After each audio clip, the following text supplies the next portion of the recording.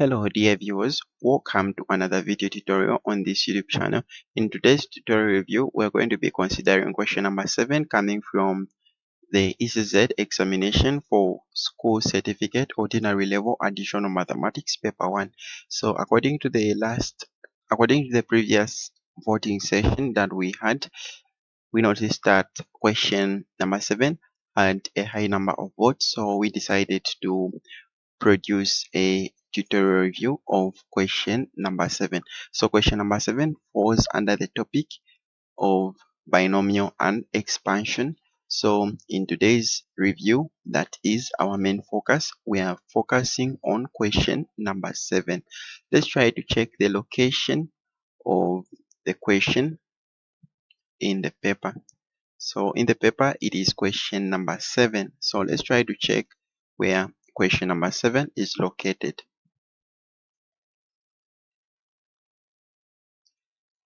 So this is the formula of a leaf, and we have 1 to 5, then 6. Here is the question that we are interested in. So this is the question that we are interested in today's tutorial. It is question number 7, and then this question, which is number 7, has two parts. It has part A and part B. Part A carries 4 marks, and then part B carries 5 marks. So in total it is 9 marks. So the question in total, it is carrying 9 marks. So now let's try to go through each and every part of this question. So we are starting with part A. Part A states that find the term independent of x in the expansion of open brackets x cubed plus 2 over x close brackets to the power 12. And then we also have part B. Part B states that given that the coefficient of x cubed is 16 times the coefficient of x squared in the expansion of open brackets 4px plus 1 close brackets to the power 8. Find the value of p. So these are the parts that we're going to be focusing on in today's tutorial review. And before we get into the solving, I would advise you to subscribe to this YouTube channel so that you are updated with each and every video tutorial when it is uploaded on this YouTube channel. And I would also advise you to turn on the notification button, because once the video tutorial is uploaded on the channel, you're going to be updated. So that is the good part of turning on the notification button. And also don't forget to comment so that we can hear out your views. And also don't forget to share so that others can enjoy the tutorials of additional mathematics. And also don't forget to give the video the thumbs up. So now let's quickly go into the solving. We're now starting. So we're starting with part A. Part A, as we said, it said that find the term independent of x in the expansion of open brackets x cubed plus 2 over x close brackets to the power 12. And then the question itself is saying that the term independent of x. So the first thing that we're going to do is that we're going to write that expression which we are given. We're going to write the expression that we're given, and then after writing the expression, we're going to consider this way. We're going to write n choose r. And then what is our n? Our n, it is 12. Our n in this case, it is 12. So we're going to write 12 choose. Now what about our r? We don't know what r is. We don't know what r is because the question only mentioned that the term independent of x, so we don't know the value of r. So, and then the first part, we're going to have x cubed there, and then there we're going to have 12r, and then there it is going to be 2 over x, and then to the power r. So in case you're wondering that where are these things coming from, so in case you're wondering, the way that you can easily understand this one is that you can use that way, which is n choose r, open brackets a, n minus r, and then open brackets b to the power r. That's the way that you can use to understand this concept.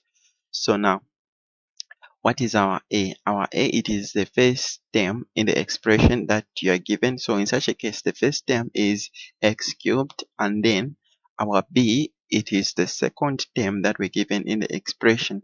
And then what is our n? Our n, it is the power of the expression. So the power of the expression, it is 12. So what about our r? So our R in such a case, we don't know our R because we have only been told that it is the term is independent of X. So the main job that we're going to have is to find the value of R. So you should reserve that part. We're going to reserve that part. So we're going to say we're going to remove 12, choose R. We're going to come back for that expression. We're only going to consider valuable things. So in such a case, we're going to consider x, x to the power 3, and then we are going to evaluate that one. So we're going to simplify it. So we're going to say x to the power 3, open brackets, 12 minus 3, minus r, and then again you write 2. What we're going to do is that we're going to find the inverse of 1 over x. So the inverse of 1 over x is x to the power negative 1. So that's what happens. So when x goes up, the power, it had the power of positive 1. When it goes up, it is going to have the power of negative 1. So the next thing that we're going to consider is that we are going to do the simplification and evaluation. So you're going to say 3 times 12, it will give you the value of 36, and then 3 times r, it will give you the value of 3r. And then the next thing that we're going to consider is that we're going to multiply negative 1 and r. So we're going to have 2x to the power negative r.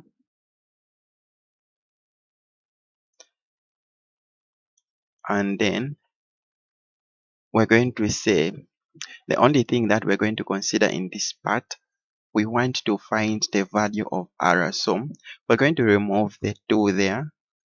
The 2, we're going to remove it just as we removed the 12, choose r. So we're going to remove it so that we maintain the same base terms. The same base terms. So in such a case, we want to maintain x. So we're going to write x to the power 36 minus 3r, and then there we're going to have x to the power negative r, like that. And then we want this one to equal to x power 0, because we know that when it is x power 0, that's the term which can be independent of x, because x power 0, it will give you the value of 1. So it will give you the value of 1. That's the case. When you say x power 0, it will give you the value of 1. So we're going to equal that 1 to x power 0. And then the next thing that we're going to consider, so the reason why we are removing some terms is because some of the things, because the only thing that we were interested in is that we wanted to maintain the same base terms. So in such a case, we have maintained x. X is throughout. So in such a case, what we're going to do is that since the base terms are equal, what we are going to do is that we are going to consider the what? We're going to consider the powers themselves. We're going to consider the powers themselves. So we're going to say 36 minus 3r minus r is equal to 0. The next thing that we're going to do is that we're going to consider the evaluation. So we're going to say negative 3r minus r, it will give you negative 4r, and that is equal to 0. And then the next thing that we're going to do is that we're going to make 4r the subject, and it will be 4r is equal to 36. And then the next thing, we're going to make r the subject. We're going to make r the subject. That's the next thing. And the way we can make arrow the subject is that we're going to divide on both sides of the equation by 4. So on the left hand side, when you divide 4 divided by 4, it will give you the value of 1, and 1 multiplied by arrow, it will give you arrow, and then that is equal to 36 divided by 4. So 36 divided by 4, it will give you the value of 9. So now we have found the value of arrow. We are now going back to that expression which we reserved. We're going to go back to that expression which we reserved, and what we're going to do is that we're going to write that expression which we reserved earlier. We have found the value of r. So what is the next thing? So the next thing that we're going to consider is that we're going to replace the value of r on the part where r is.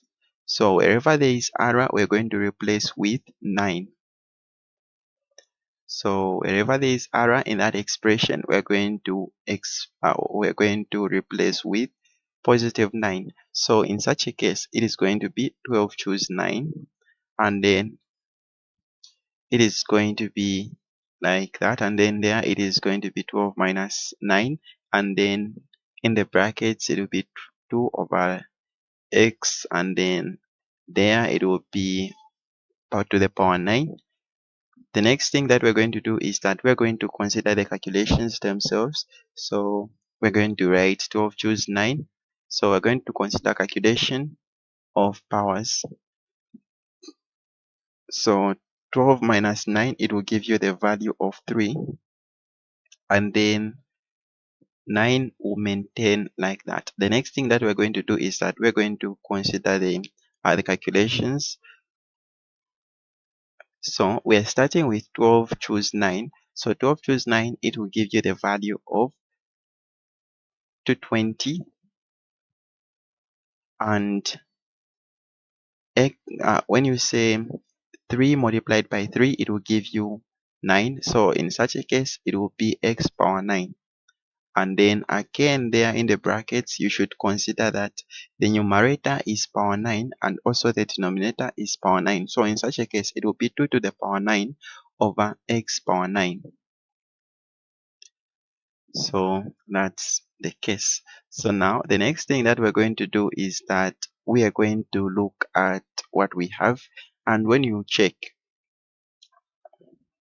so we're going to say 220x power 9, and then we're going to do the calculations. We're going to say 2 to the power 9, it will give you the value of 512, and we're going to have x power 9 as our denominator. And when you look at that one, when you look at the expression itself, at the numerator we have x power 9, and also the denominator we have x power 9. So we can simply divide x power 9 divided by x power 9. It will give you the value of 1. So those are simply going to cancel out. So in such a case, we're only going to remain with 220, and it will be multiplied by 512. So when you look at the answer that we're getting, it doesn't have any x variable. It doesn't have any x variable. So this is proving that the term is independent of x. The term that we're finding is independent of x. The x power 9 have cancelled out.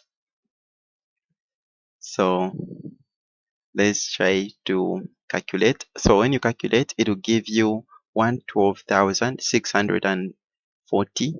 So you say therefore the term which is independent of x, the term independent of x is equal to 112. So 112,640. So that is the term which is independent of x. It doesn't have any x variable, doesn't have any x variable or any variable. So that is the term which is independent of x. So I hope you're clear. If you're not clear at any point, make sure that you you ask in the comment section. So in the comment section, you can drop the comment and state where you're not clear. So part A has been done. We are done with part A. Let's go to another part of this question, which is part B. So part B states that given that the coefficient of x power 3 is 16 times the coefficient of x power 2 in the expansion of open brackets 4px plus 1 close brackets to the power 8, find the value of p. So what we're going to do with this one is that we're going to get that statement which is saying that coefficient of x power 3 is 16 times the coefficient of x power 2. So that is where the starting point is. So we are writing coefficient of x power 3 is equal to 16 times the coefficient of x power 2. So that is where it is starting from. And then the next thing that we're going to do is that we're going to consider that expression that we're given. We're going to write that expression, which is 4px plus 1, and that is power 8. So the next thing that we're going to do is that, so in this video tutorial, we decided to make our work easier. So we're going to swap the one is going to come to the left hand side, and px is going to go to the right hand side. So you're going to see the reason later. You're going to see the reason why we have swapped this. So the reason we have swapped this, you're going to see it. So, and then the next thing that we're going to consider is that we're going to consider n choose error. So n choose error, we said that it is open brackets, n choose error open brackets a it is the first term. It is the first term. In such a case, after swapping, our first term is 1, and then our n, it is 8. And then what about our b? Our b, it is the second term. So the reason why we swapped is that we want our second term, which is 4px, whereby when we say that r is 3, it is going to be easier for us to say x power 3, just as the statement is, which is coefficient of x power 3. We want b to have x power 3. That is the reason why we swapped those terms. I hope you are clear. So now we're going to say x power 3. We are starting with x power 3. We want to know the term which x power 3 has. What term does x power 3 have? So we're going to say 8 choose 3. 8 choose 3. So after we say 8 choose 3, we are going to consider the first term. The first term is 1, and then we're going to say n. It is 8 minus r. What is our r? Our r is 3. So, and then the b, it is 4px. And then the next thing that we're going to consider is that we're going to say to the power 3, 4px, and then close brackets, power 3. So that is the main reason why we had to swap that one. We wanted to make our work easier, not for us to waste time, but so that we get the x power 3. So we're going to consider the calculations. We're going to say 8 choose 3. 8 choose 3 is 56, and 1 to the power 5, it is still giving you the value itself, which is 1. And then we're going to consider 4px. So 4px cubed, it is the same as 4px. Again, there are 4px, and then again 4px, like that. So 4px is coming 3 times. 4px is coming 3 times. So now let's try to consider the multiplication. Let's try to consider the multiplication. So we're going to say 4 multiplied by 4 times 4 times 4 times 4, it will give you the value of 64, and then p times p times p, it will give you p cubed, and x times x times x, it will give you x cubed. The next thing that we're going to do is that we're going to multiply. It will give you the value of 3584 p cubed x cubed, like that. So that is our x power 3. That is our x power 3. That is our number 1. Now let's go to the second one. So the second one is x power 2. We want to know the term for x power 2. So we are going to say 8 choose 2, since it is saying that power 2. So we're going to say 8 choose 2, and the first term, just as we said, it is 1, and then we're going to say 8 minus 2. So we're doing this one just as we did with the first part. So 8 choose 2, open brackets, 1 close bracket, to the power 8 minus 2, and then 4 again, 4px, and then to the power 2. So again, we want to have the term which has x power 2. And then the next thing that we're going to do is that we're going to consider the calculation. So 8 choose 2, it will give you the value of 228, and also there, when you say 1 to the power 6, it will give you the value of 1. So let's go to the next one. Again there, 4px squared, we're going to do this one just as we did with the first one, but we're not going to show. So we are simply going to say 4 multiplied by 4, it will give you the value of 16, and p times p, it is p squared, and x times x, it is x squared. So that's what we have to do. So now the next thing that we're going to consider is that we're going to consider the statement that we're given. We're given the statement that coefficient of x power 3. Coefficient of x power 3. So just as we found the term, we found the term which has x power 3 as 3584 p cubed. So that is the term that we found which has x power 3. So now we are going to remove x power 3, with the only thing that we're going to write is 3584 p cubed, and that is equal to 16 times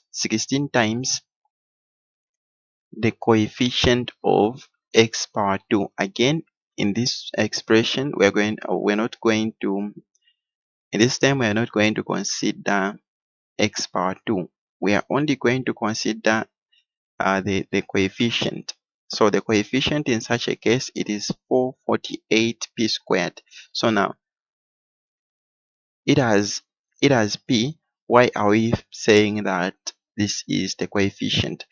We are saying that this is the coefficient simply because in the statement, in the question itself, it is saying that find the value of p, meaning that p is a number. P is a number, and when you find the number and multiply it with the term which is 448, it will still give you the number.